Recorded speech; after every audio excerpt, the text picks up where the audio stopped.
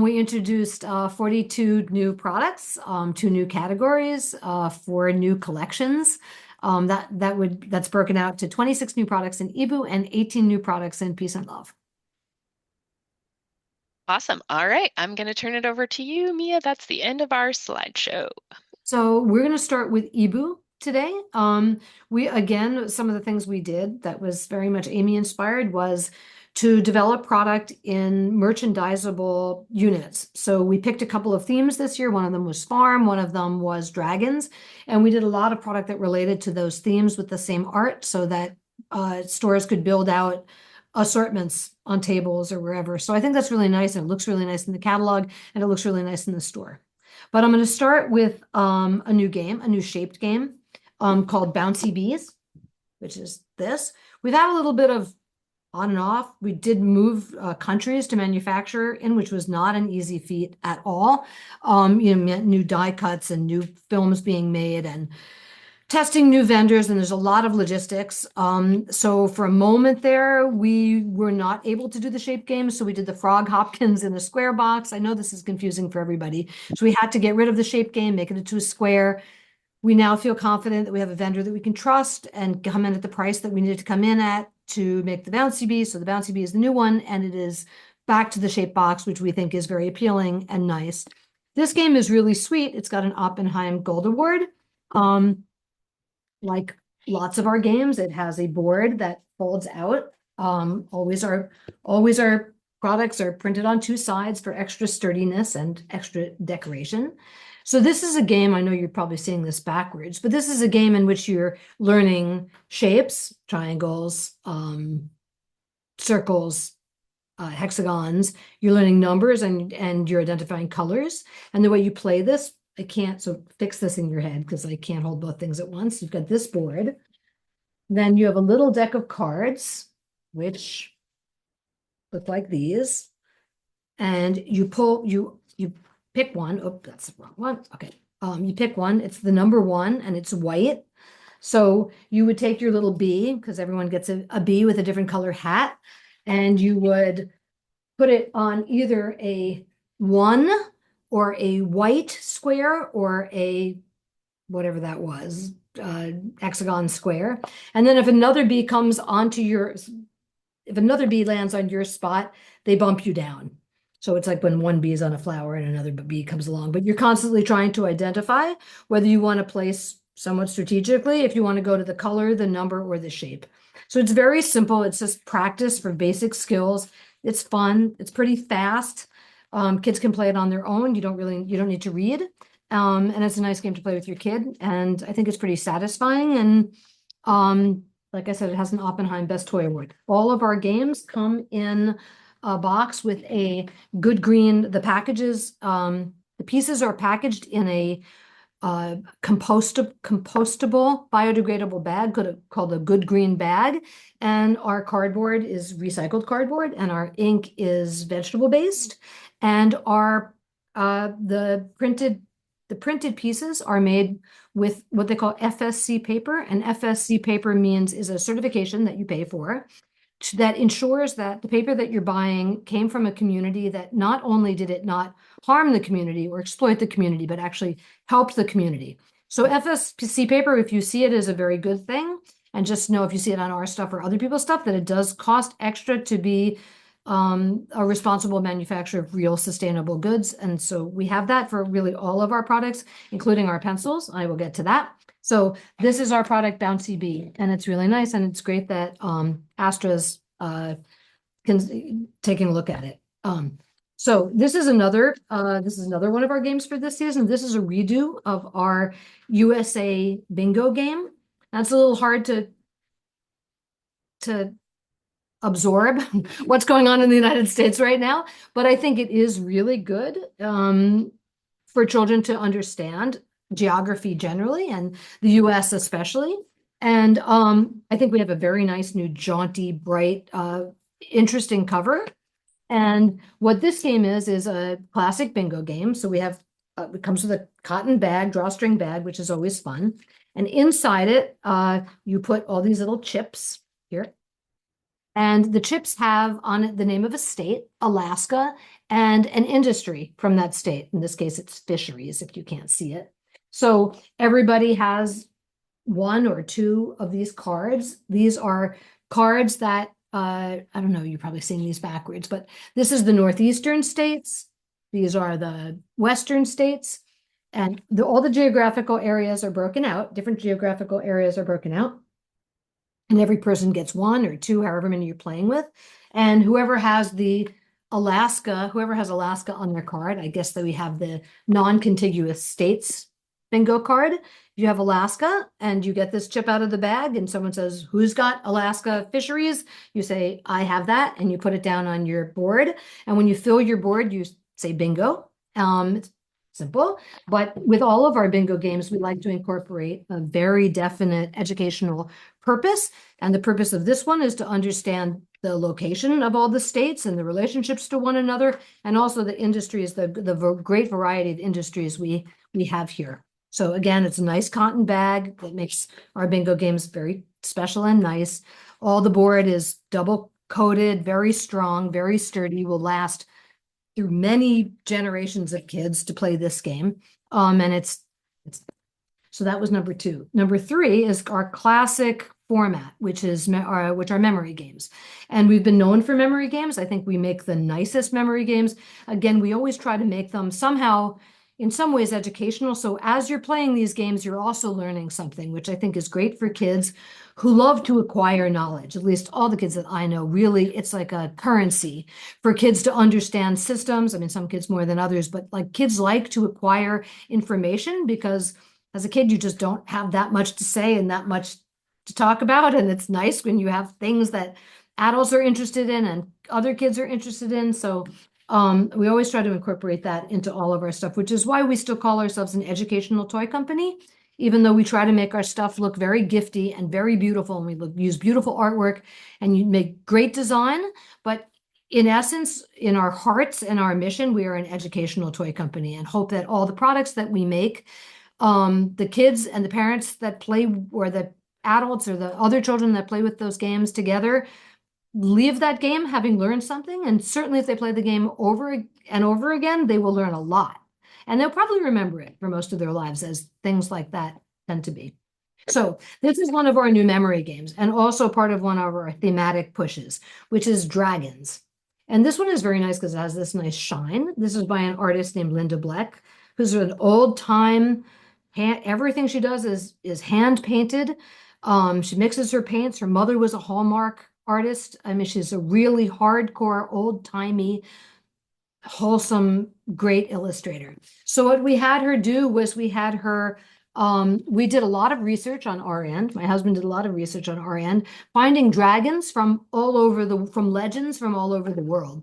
And we sent her this research and she depicted for us Chinese dragons and Celtic dragons and from all over the place. And then we identify them, as we do with all our memory games, on the back, and it tells you what all the different dragons are.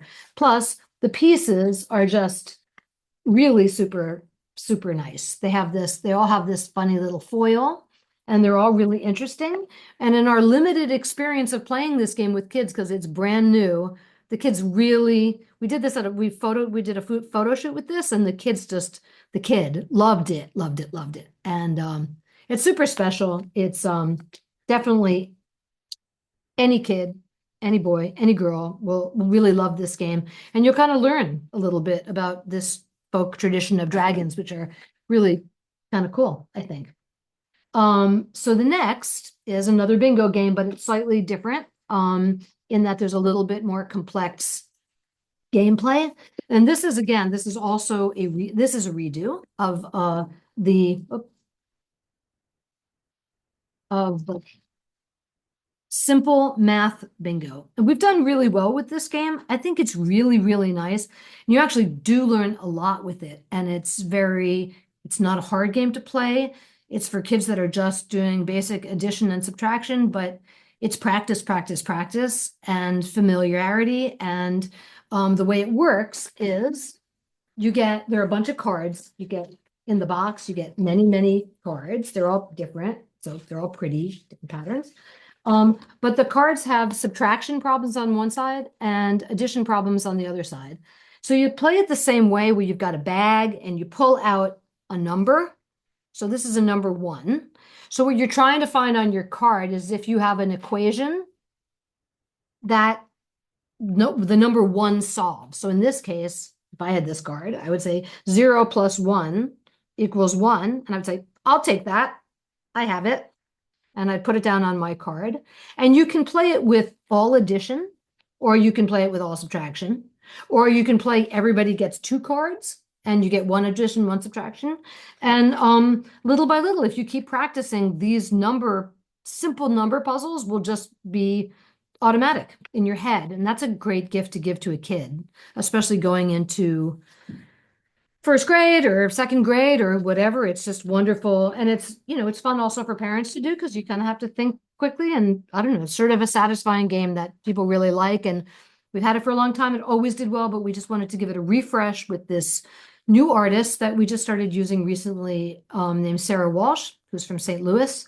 And she just has kind of a bright, funky, fun stuff. She does a lot of stuff for Blue Q. She just has a nice look. So that was simple math. And then I think the next one that she did is the pie game, which is also a redo. And it's make a pie. And maybe some of you are familiar with this. It's what we call one of our basic skill games. And the basic skills we have are time telling, and this one is about fractions. So this one we say, make a pie, a sweet and easy way to learn fractions. And the way you play this is inside the box, you get a bunch of, I mean, it's a little hard to show you because I've taken this completely apart, but you get a bunch of pieces of pies. So you get a bunch of different kinds of pies. There's a strawberry pie, blueberry pie, but half, a third, a quarter, an eighth, and you spin and you collect pieces, different fractions of a pie, and then you put them together. And once you get one pie, you start working on a second pie. You work on a couple pies together. And it's simple enough that even if you're not like a super math whiz or you're not that old and you don't know that much about anything, you do know that if you have a half of a pie and a third of a pie, that you're not going to be able to fit another third of a pie in there. You're going to get a sense after playing, sorry, there's a lot of pieces in there. Usually you would play this flat on a table. You would kind of pretty quickly understand that a half and 2/3 don't make a full pie, and that you'll understand that to complete this pie, you would need another little piece that was smaller. And as you collect your pies and spin, it becomes sort of rote understanding of this concept that most kids do in about third or fourth grade. And it's just a really great thing to give kids the confidence that they already have a total conceptual sense of what fractions are, because fractions can throw kids way off. And this game, a little bit earlier than they need to learn it in school, would be a great gift, I think. So that's Make a Pie, and we've always done pretty well with it. So those are the big games that we're doing. We have a number of our little games. We have a beautiful little series that are all sort of natural history-esque, that are miniature memory games. And these are very thematic, very small thematic. We have birds and we have bugs and we had gems. The pieces are quite small. I mean, they're not quite small. They're actually kind of not so small. The boxes are small and the price point is lower than our big boxes, obviously. So this is more of a pickup item. This one particularly is beautiful, the sea life one. It's got foil that looks like, I think you can see it's really lovely when you pick it up. This artwork is by Linda Black as well. And so they're like whales and turtles and sharks and shells. But it's a nice pickup item. Obviously, the backs are beautifully designed because they always are. And then we have a guide inside of all of our little memory games that show you this is upside down, all the different things and identifies them actually in French, Spanish, and German. So I think this collection, this little natural history collection of memory games is really sweet. It's an inexpensive, delightful pickup item, and memory games are just overall great. You can play them with a 3-year-old and a 93-year-old, and age makes really, I mean, actually probably a 3-year-old would be better than a 93-year-old, but it's like it's one of these games that you don't, everyone kind of has a fair shot at it, and it's fun to in terms of intergenerational play. It's super fun to do. So that is that. This is jumping very a big jump over to an old format that we are now doing again, um, which are growth charts. And many of you may remember that we did a lot of growth charts for a long, long time. And we had our own format that we invented years ago. And that is, so this is a nice 2-piece box. The format that we sort of pioneered was a long, heavy board. Can you see it? It's got a grosgrain ribbon that hangs it, and it's got 3 panels, each of 12 inches, with a cloth tape that hinges them, printed on the back, obviously. So you hang this up, and along the side are centimeters and inches, and you hang it 2 feet above the ground, I believe, 2 feet above the ground.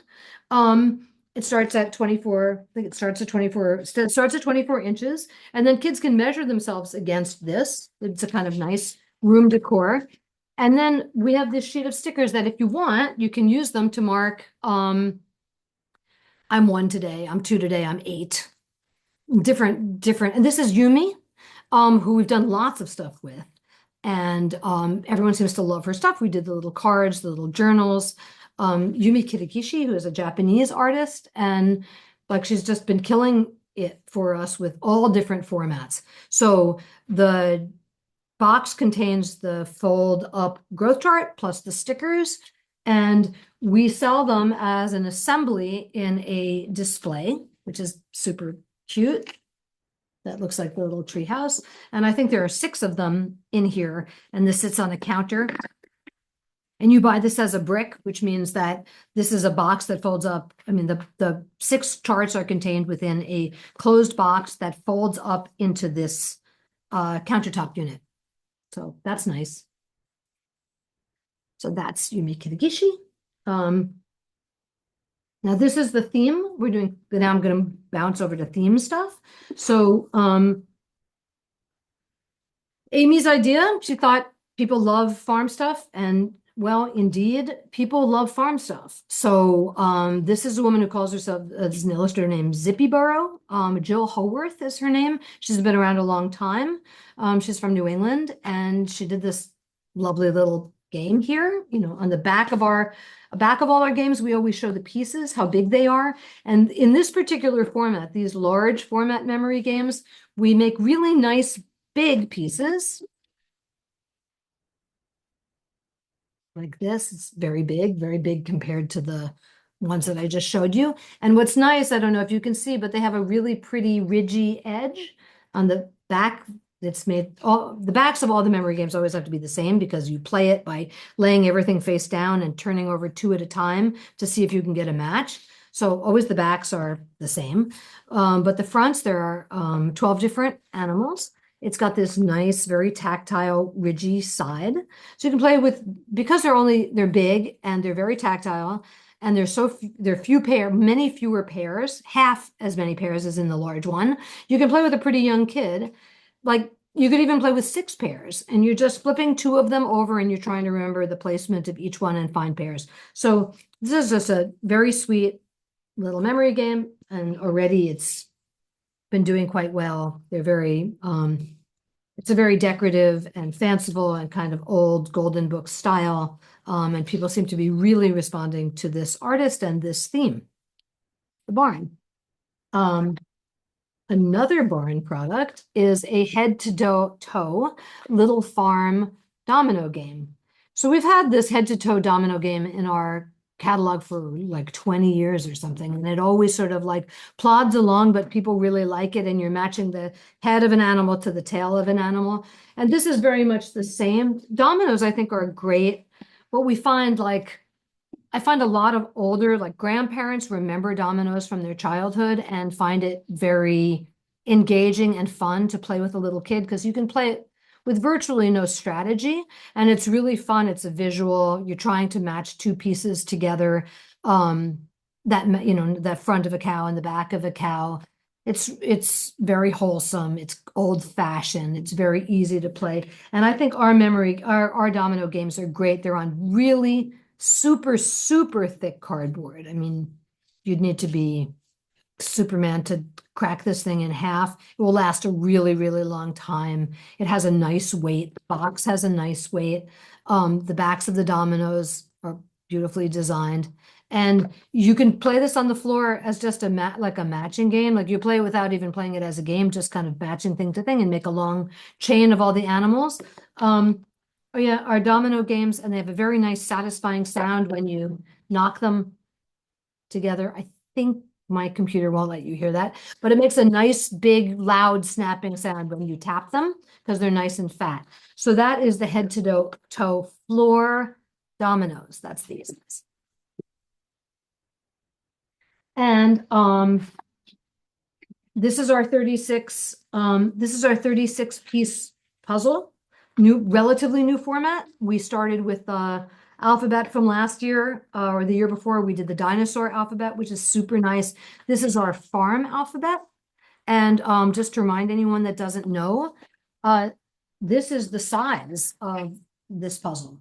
So it's really kind of gigantic and the pieces are very big. And again, it's just super, super sturdy. We always print our puzzles on two sides. We print two printed sheets and we put one printed sheet on the back, which is the back pattern. And we put one printed sheet on the front, which is the art. And that sandwiches the recycled cardboard that's in between. And it makes it two things. One is it makes it three things. It makes it very sturdy because it's got two pieces of printed paper on either side. And printed paper is even stronger than just regular paper. It reduces the dust because there's less surface area to kind of shed dust.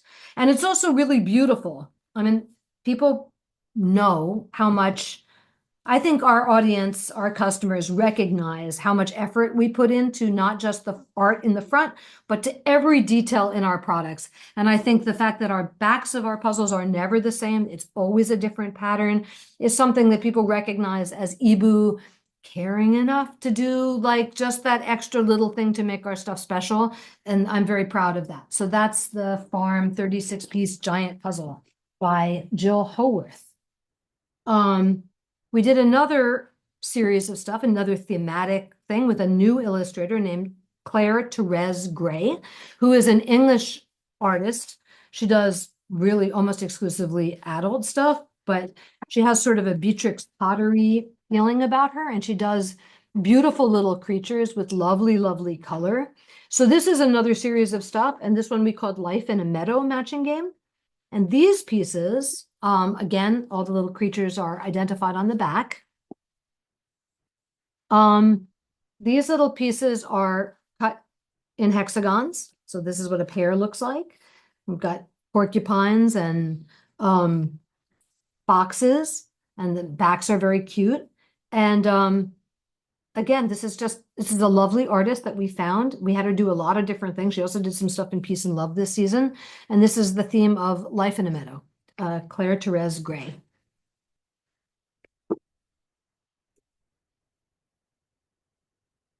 With the same artwork to merchandise with that, we also did a 36 piece alphabet of meadow creatures. So here is the raccoon for R, M for mushrooms, H for hedgehogs, in this lovely pattern with all this beautiful detail around the edges. Oh, just so you can see, we always put I think maybe I said this before, we always put the piece size on the back of our puzzles so people can get the sense of how big these puzzles will end up being. So it's a very, very big piece. And this is the assembled Life in the Meadow 36 piece alphabet puzzle, which I think is just beautiful. Feels kind of different. I really tried when I first started eeBoo, I did a lot of stuff that people said was very feminine. And for a while, people were like, you only do really feminine stuff.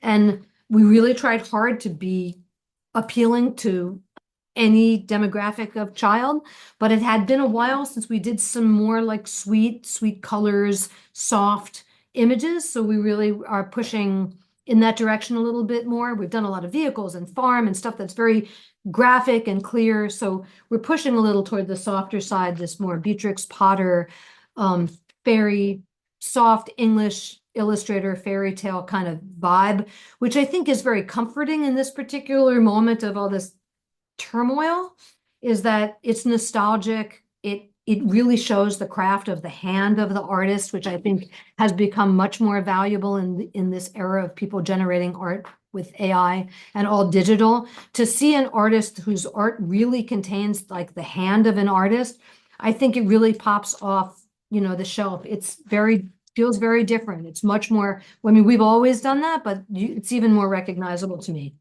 So this is another of the Good Toy Group assortment, I believe. These are little journals. We've done you can see there's different color foils on these guys. They come in these little assortment packs, these little bricks. For anyone here that is not familiar with what our bricks are, this is what I call a brick. Let me do this without making them all fall over myself. All right, so you buy them in a brick, and the brick looks like this, and they're filled with a bunch of these little journals, and this comes to you wrapped up, and you get it in your store, and you go like this, and you push this little label in, and it pops out, and the brick becomes a little display unit. And we always design them in a really nice way so they look lovely on a counter by the cash register or anywhere. And so that's what when I refer to a brick, this is what I'm calling. It starts out as a brick and it turns into a really nice display. So these are the Claire Therese Gray Life in a Meadow little journals. And our little journals have a little lock and a little key, and they each have a different color foil, as you can see. So one has a teal foil and one has a pink foil and one has this is the one with the teal foil. And then with all our little journals, they all have different color end papers. In this case, we did different color stripes and beautiful lined paper that are decorated with images. So, and then on the back, there's also an image. This sticker peels off, and in this case, the eggs are foiled in this beautiful robin's egg blue. So that's that. Now I'm going to show you two 20-piece puzzles. So our 20-piece puzzles, sorry if all of you know this, but our 20-piece puzzles are nice because they're inexpensive. They are relatively small. They make a puzzle. They're inexpensive. They make a relatively big puzzle. And this is 11 by 15, I think. Yeah, it's 11 by 15. This one is called Little Pets, and it's by a woman named Lydia Graves. And again, all our puzzles have a different color backing. We show the size of the piece on the back always for these 20-piece puzzles, so you can see you're getting a lot of puzzle. And the box itself is very sturdy. And what I'm very proud of with our smaller puzzles and our less expensive puzzles is the quality of the board and the paper is exactly the same as our more expensive puzzles. So there's no like opening the box and finding these flimsy, dusty pieces. All of our pieces are super sturdy, and they're got this paper on both sides. They're locked in this strength, and all sustainable, good materials. And this is Little Pets, Petite Pets. The other little one we did, the other 20-piece puzzle we did, and these are not our littlest puzzles, these are our second most little puzzles. It was the USA map, which we introduced the revision of last season. And I think it's a really nice update. It's got new colors, it's got new industries, it's got a new flavor and a new flair. So this is the new 20-piece version of the 20-piece puzzle. And this is it assembled. And this is nice for a little kid, even if they're kind of just beginning to understand the concept of what geography is.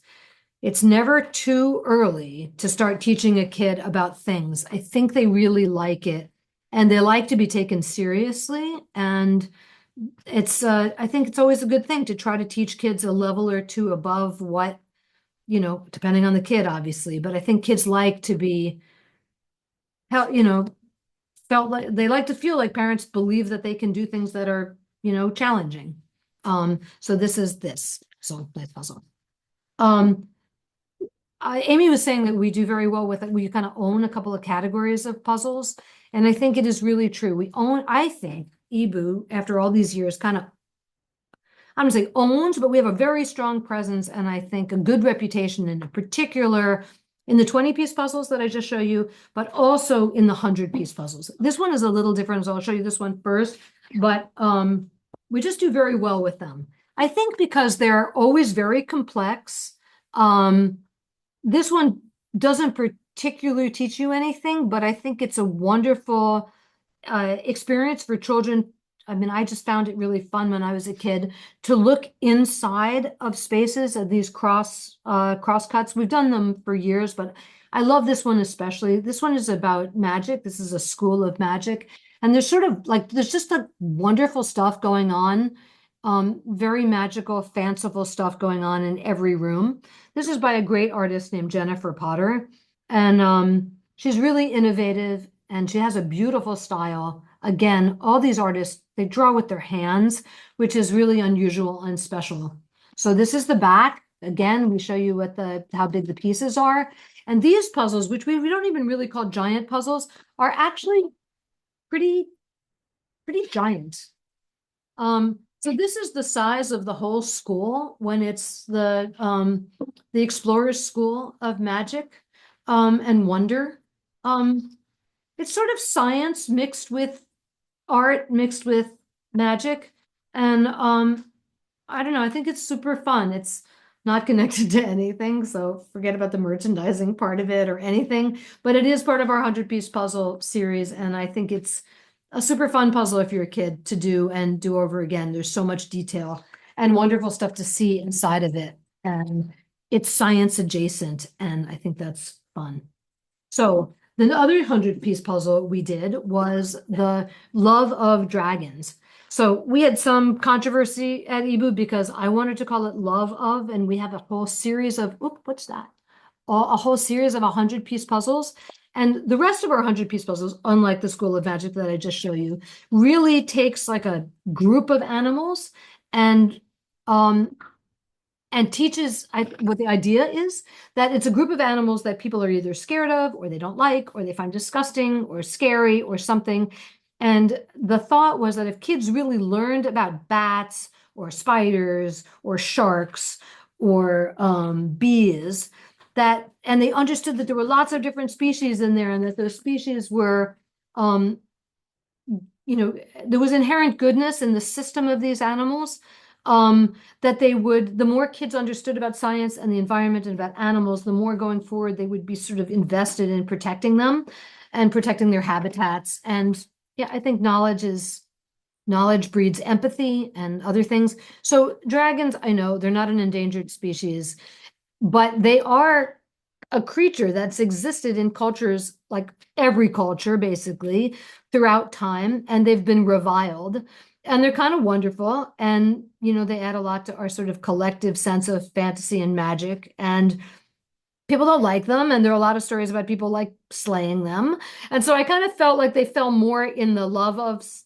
category, and I wanted to include them because I feel like they're beautiful and wonderful and magical and people don't like them. So this is this. And then on the you can see on the back how big the pieces are.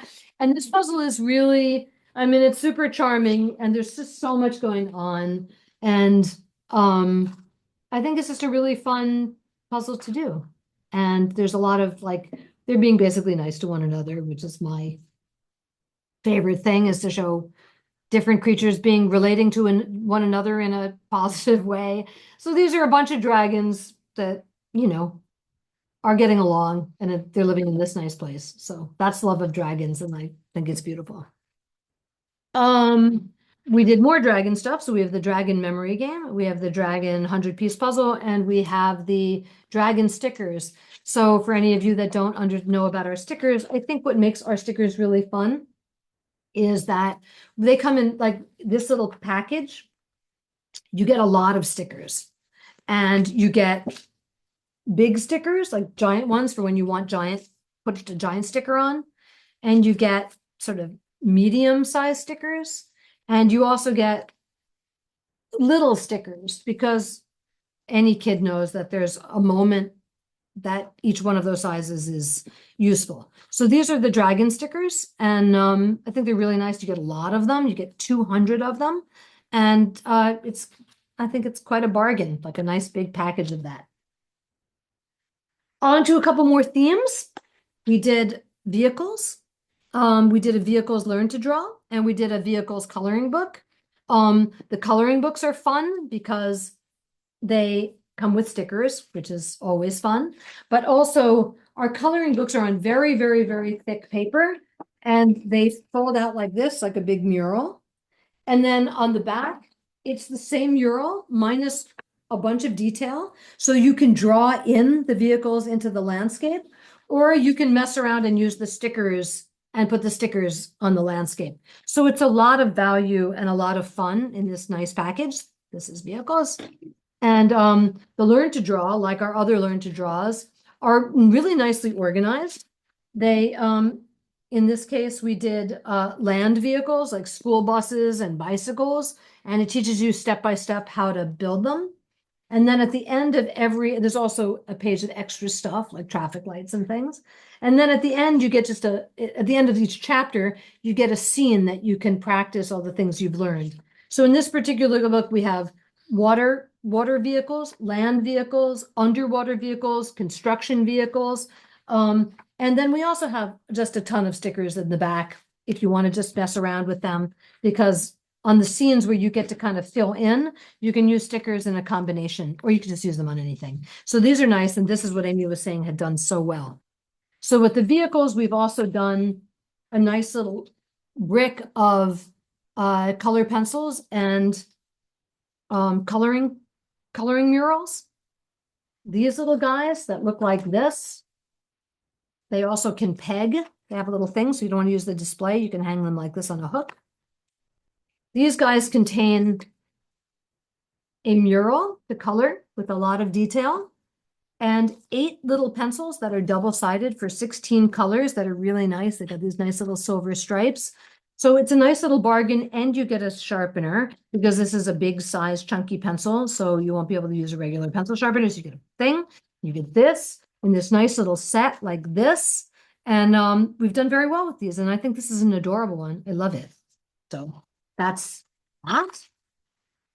Okay, I'm almost done, guys, with this one. Sorry, a lot of stuff. Another new format that we did was watercolor pencils. So watercolor pencils, which we've done for adults, we've now done in a children's size. These are slightly smaller. This is a regular size pencil. So they're a little bit smaller than our regular pencils. And you use them by like either drawing in the pencil and then taking a brush and going over it and smearing it, or you can dip the pencil in water and then draw. And it gives you a kind of a watercolor feel. So we did this watercolor, which is definitely not just for children. It can definitely go for teenagers or for adults or anywhere. This is part of our rainbow series. We have a beautiful rainbow watercolor paper. Our watercolor paper is super good quality watercolor paper, like any adult would be happy to have this watercolor quality paper. It's a nice set. It's got a lot of sheets in it. It's got a nice hard backing. You can peg it if you want to peg it, but it's kind of nicer just to lay down flat. And it's got a nice piece of cardboard on the back, so you could put it on your lap and draw. It's not bendy. So we did that one, which is the rainbow series, and we did this one, which is the Yumi series. So Yumi watercolor pencils, Yumi watercolor pad. Then we did more Yumi stuff. We did Yumi stickers, and I love these. This is called Yumi's The Cat's Apartment. And these are all different things that are in this little funny cat's apartment, like including friends. So these are the big ones. And then the medium ones are even more friends, but also the little ones have like baskets of fruit and suitcases and desserts and cherries. And it's just super, super fun. And there are over 200 stickers in here, and it's just adorable. They're really, really nice and special and don't look like anything else. And that is eeBoo. So if everyone wants to take a deep breath, we'll go through peace and love. So peace and love. We did a couple of new stationery items for peace and love. We did a Vasilisa Romanenko. Vasilisa is the woman that does the alchemist cabinet. So we did these little journals, which we've done very nicely with. And our little journals are these little paperback journals. And I'm going to try to get this out of here without breaking it. Maybe that'd be possible. In all of our little sets of 3 journals, you get 3 journals, obviously. Each one of the journals has a different foil edge. This one has a brown color edge, which is actually very beautiful in person. Just looks like nothing here. The backs are printed in a beautiful pattern. Each one has a different end paper. Lined paper, lined on one side, dots on the other. And it's a really beautiful little set that's inexpensive, and it's just a perfect little like gift for yourself or a hostess gift or something, and comes with this beautiful little label. So we did Vasilisa Romanenko to go with the Alchemist series. And then we did one with Lee Foster Wilson, who's a new illustrator that we're working with, a new artist for the Peace and Love line.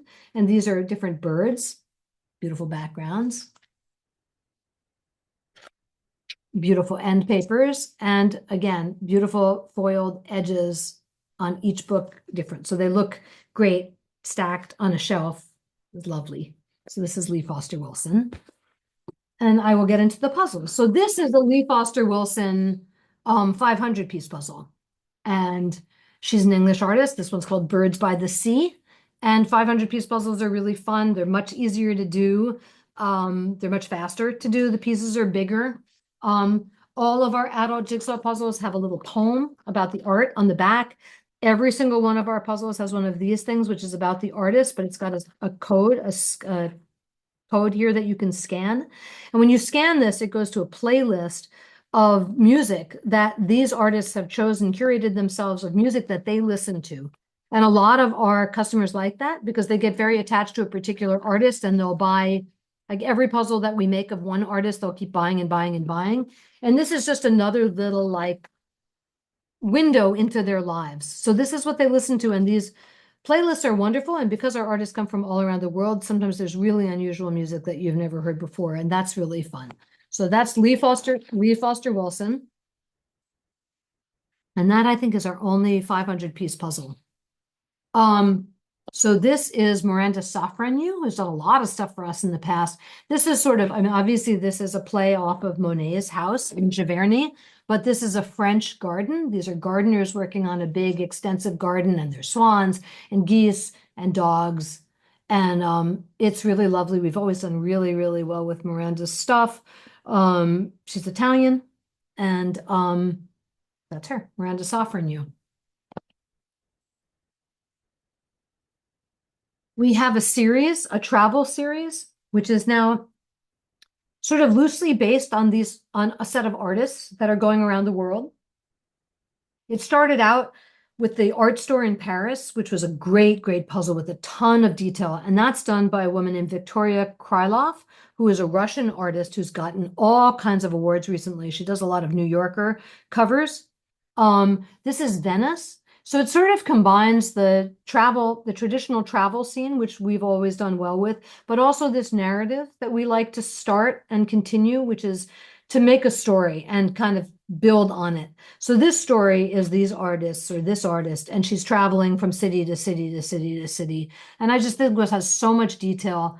It's really lovely. Very tempting to do. Again, there's a poem, there's a playlist, and it's recycled materials, FSC certified paper. Inside of these things is our pieces come in what we call the good green bag. And I should have shown you more with the eeBoo stuff, but even on the little puzzles, Everything comes in a good green bag, and this is instead of plastic. And this does cost considerably more than just putting plastic, and we are really committed to reducing our plastic in on the planet, the throwaway plastic. So this is compostable and biodegradable, and it's made with plant-based materials, and you will find these in all eeBoo product that's been made for like the last 2 years. Mia, can And I interrupt real quick too? what? It also keeps the dust down. So we're one of the few companies, like when it comes to puzzles, that we have hardly any dust. There's others that may have a blue backing and you get in and it's just the whole box is full of blue stuff. So anyways, it's a nice thing, nice call out for you guys to have. Bagged puzzles, good, and even better that it's not plastic. That's the story. And we also have a 4-color insert, um, which is nice because then 2 people can work on it. One person is kind of following it here, and one person can have the cover and work on it there, and you're not always passing the box cover back and forth. Um, our puzzles have a really good, nice, snappy sound. They're coated on 2 sides, so they're very strong. There's no dust. They have a nice snappy feeling. People do the pickup test with our puzzles and are very satisfied with that. We get very nice reviews for the vibrancy of our artwork, for the quality of our puzzles. So this one is Venice by Victoria Krylov.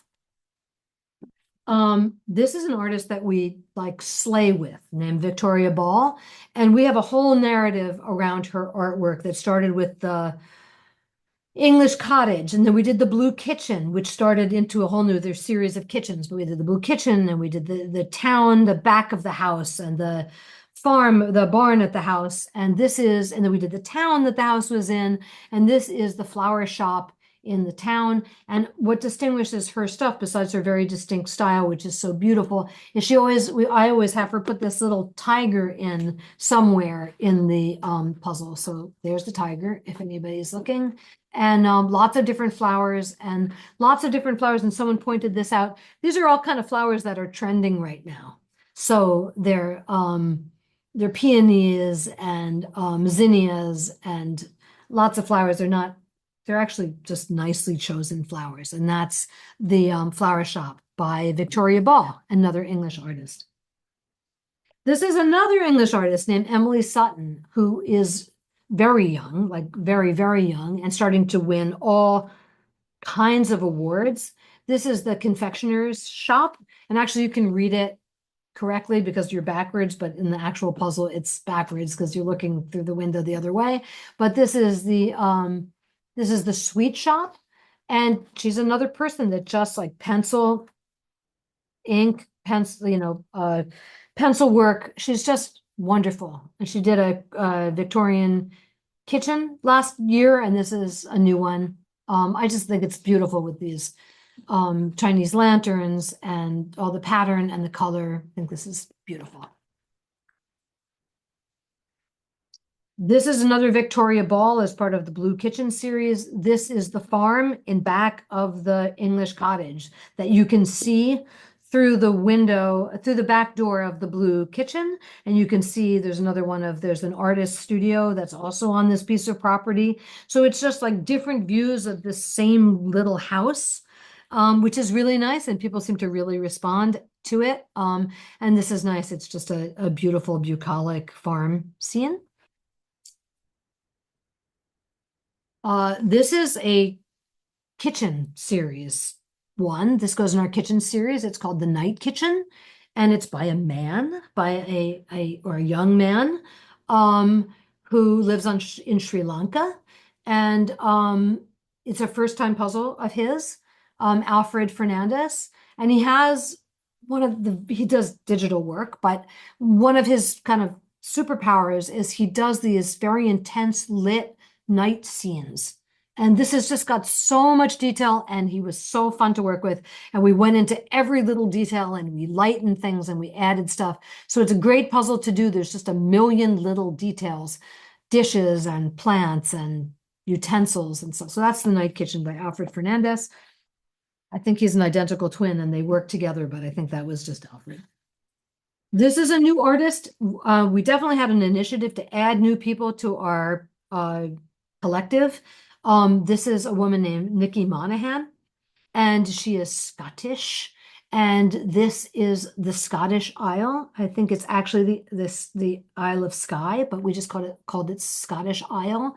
And she's got a lovely she's got a lovely style. Again, all hand. This is all hand painted. This is not digitally constructed, and it's got nice shadows in the water and the beautiful color houses to make this a super fun puzzle to do, I think. That's Nikki Monahan. This is a new artist. Great side up. This is Jasmine Floyd.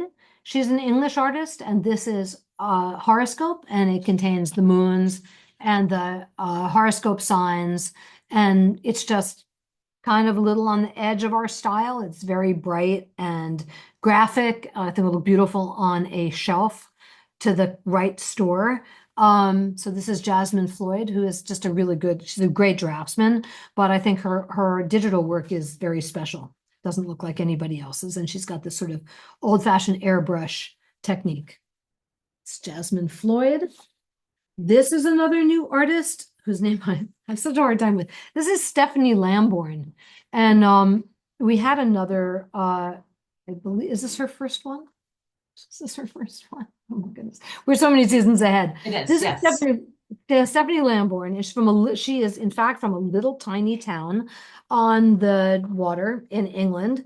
And everything she illustrates for herself and for everybody else she paints, she's really a painter, not an illustrator, is little scenes from this little town. So we had her start this series of this little town, and we'll see how it goes. So this is a green market, and there's lots of detail, people up in the windows and people biking and vegetables. And so this is sort of a green market travel, starting of a new series of this little town. We have some fun ones of hers to come, a nice Christmas scene, a reading group that's to come, all of this artist. I think she's really great. And I think they make really nice puzzles because her color is very distinct. Her shapes are great. And there's lots of little detail to be found. So that's Stephanie Lambourne.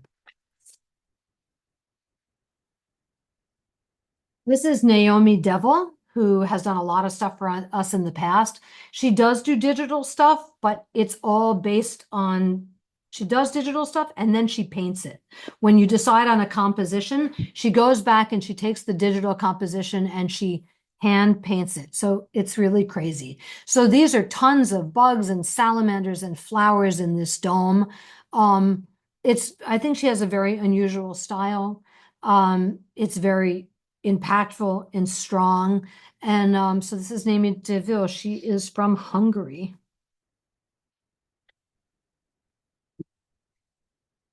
This is another new artist. This is called The Naturalist Cat by Magda Koninka. I think her last name is Koninka. She is Czechoslovakian, and she does very minute little travel logs and detailed sketches of places that she travels to.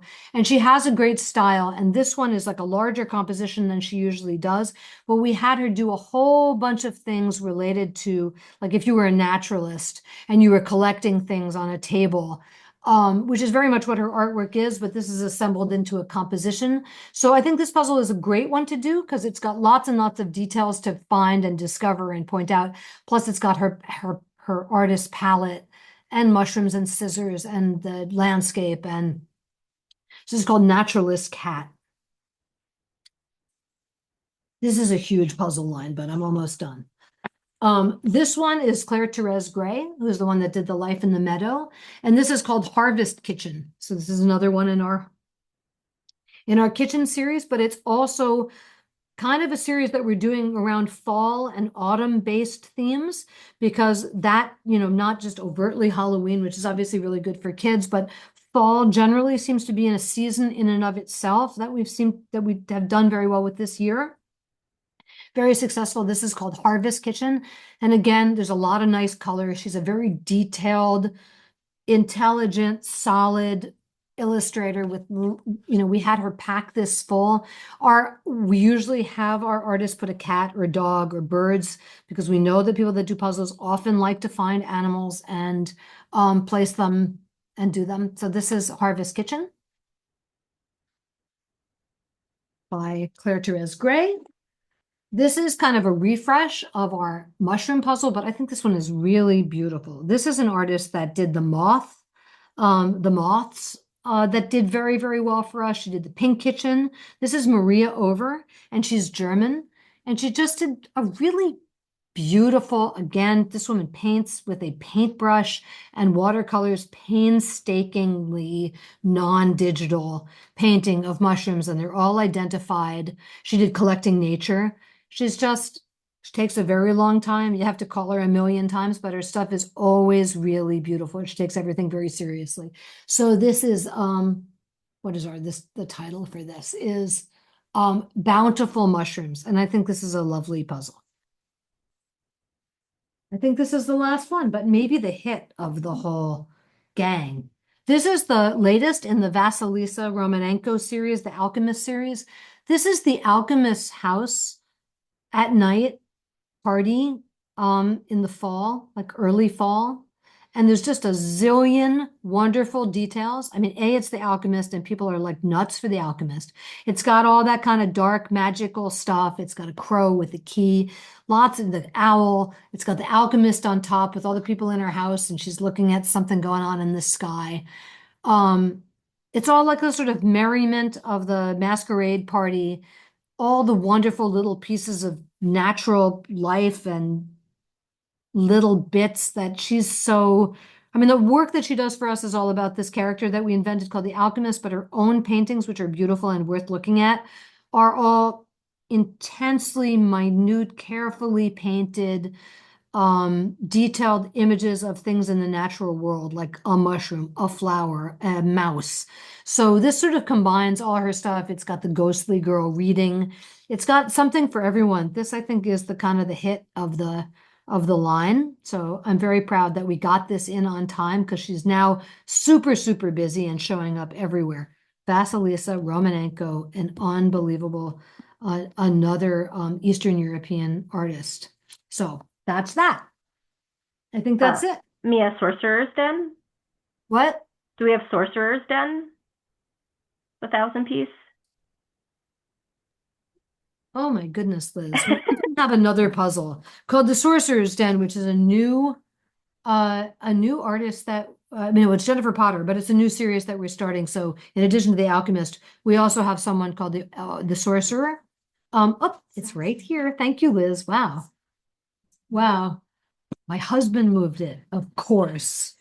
So this is the Sorcerer's Den, and you can only kind of get a glimpse of her behind this curtain, but this is the first one in the series, and she's different from the Alchemist because she's making a little bit of magic, and she's got a cat and a dog, and it's slightly on the like kind of witchier side, like kind of magical side, like maybe she has a magic wand. And we have a whole series behind this woman now, and her friends and her house and her animals. So there's one coming for the next couple of seasons at least.